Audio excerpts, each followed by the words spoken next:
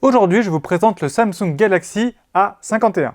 Je viens tout juste de le recevoir, donc on va voir ensemble le contenu de la boîte, la mise en route et la prise en main. Alors, est-ce qu'il mérite son prix de 379 €?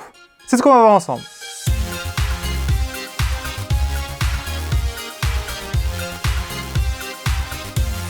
Bonjour, c'est Kevin, bienvenue sur la chaîne e-Bordelais, où je vous parle de technologie en transformant les termes techniques en usage, pour que vous soyez sûr d'acheter le bon produit. Aujourd'hui donc, on va parler du Samsung Galaxy A51, il vient tout juste de sortir. Pour votre info, je l'ai payé, donc 379 €, donc comptez sur moi pour être totalement impartial. Je compte faire au moins 2 vidéos sur ce produit-là, et donc voici ce qui est au programme de cette première vidéo. La seconde sera le test complet, mais pour ça vous me connaissez, il me faut au moins une bonne semaine de test. Allez, c'est parti, on commence avec l'unboxing.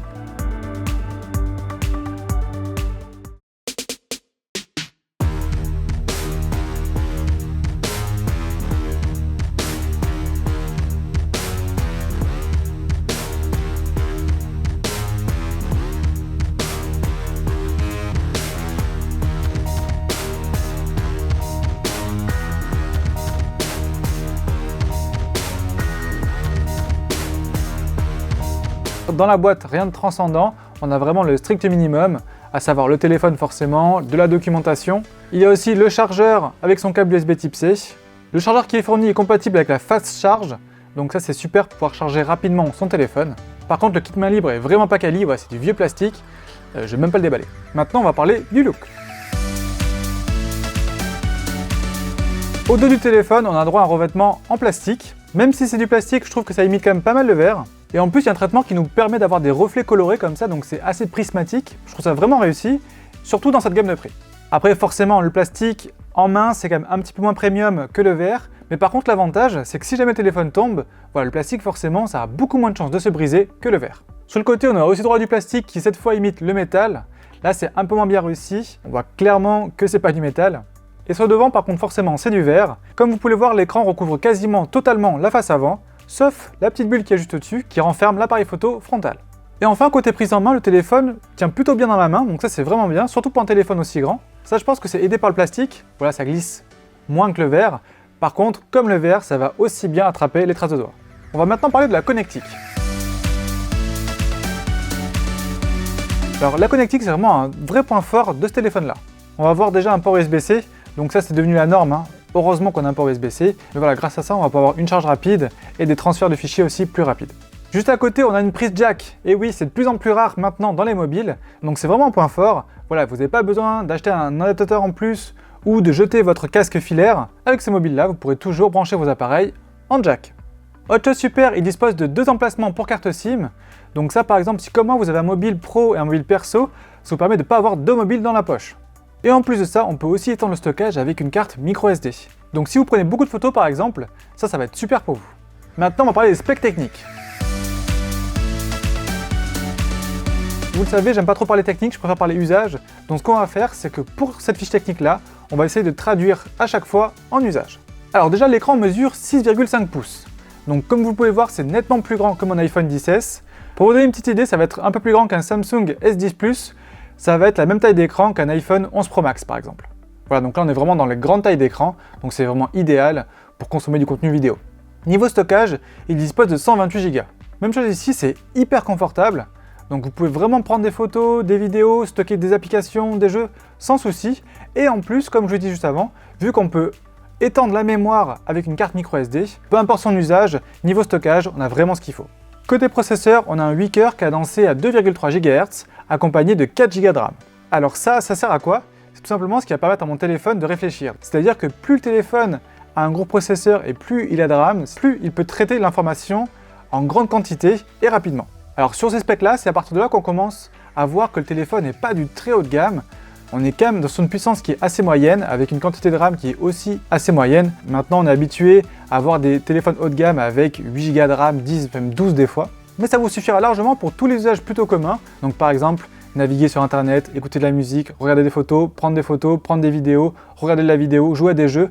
Voilà, tout ça sans souci. Forcément, dans certains jeux, il faudra peut-être baisser un petit peu les paramètres. Et d'ailleurs, comptez sur moi pour pousser ce téléphone dans ses retranchements au niveau puissance et voir qu'est-ce qu'il peut encaisser ou pas. Notamment dans la partie photo et la partie jeux vidéo. La batterie fait 4000 mAh. Donc là, on pourra facilement dépasser la journée. Je pense même qu'on pourra atteindre les 2 jours en l'utilisant de façon normale. Même chose ici, on vérifiera ça dans le test complet. Et enfin, on va terminer les specs avec la partie photo. Donc là, on a droit à 5 capteurs, 4 à l'arrière et 1 à l'avant. Alors si on commence par la partie arrière, le premier capteur est un capteur grand angle de 48 mégapixels. Donc c'est lui qui vous servira pour la plupart de vos photos du quotidien. Et de ce que j'ai pu voir avec mes premiers tests, c'est lui qui offre la meilleure restitution des couleurs. Et en plus, avec ses 48 mégapixels, c'est lui qui offrira le plus haut niveau de détail. Le second dispose d'un capteur ultra grand angle de 12 mégapixels. Alors lui, il sera parfait pour tout ce qui est photo de paysage ou d'architecture. C'est vraiment le nouvel objectif à la mode sur tous les nouveaux appareils. Donc c'est super qu'il y en ait un ici.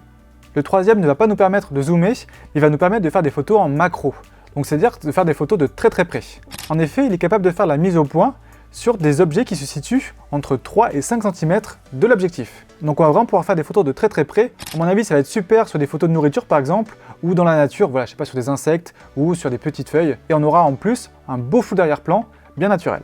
Et enfin, le quatrième de cette partie arrière va être utile lors de l'utilisation du mode portrait. Même si la photo sera prise avec le premier appareil photo, c'est grâce à ce quatrième capteur que mon téléphone va être capable de faire un beau flou d'arrière-plan et de bien séparer le sujet principal de l'arrière-plan. Et à l'avant, pour les selfies, j'ai droit à un capteur de 32 mégapixels, donc ça aussi c'est vraiment très correct pour un appareil photo frontal.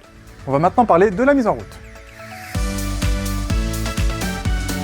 La mise en route a été plutôt rapide, surtout que j'ai voulu tester le transfert complet de mon Pixel 3 vers ce nouveau Galaxy A51.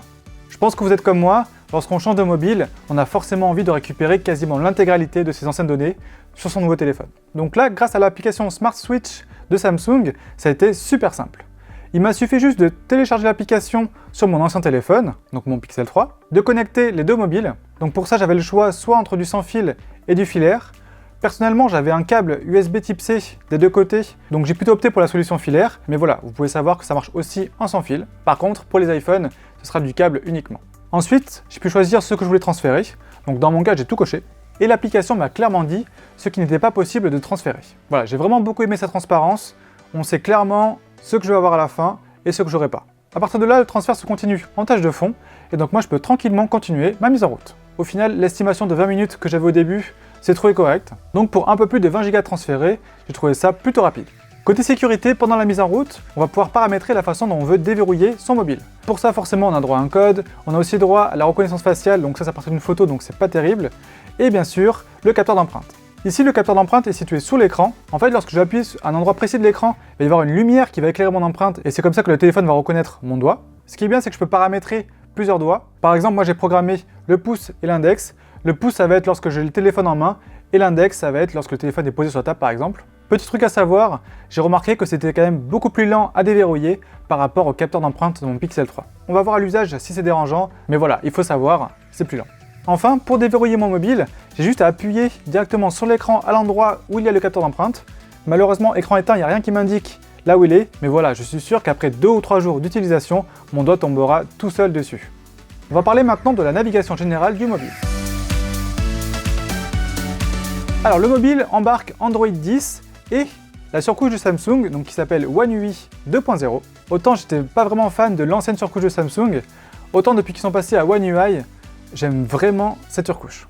C'est simple, c'est épuré et en plus c'est super fluide. Niveau personnalisation de l'interface, j'ai pas changé grand chose, j'ai juste changé la barre de navigation en bas pour celle d'Android, tout simplement parce que je me suis habitué avec mon Pixel 3, et en plus ça permet de gagner un peu plus de place sur l'écran. Et aussi j'ai passé l'interface en mode sombre, je trouve ça plus joli et en plus ça nous fait économiser de la batterie. Pour conclure cette prise en main, je suis plutôt agréablement surpris par les finitions de ce mobile, surtout à ce prix-là.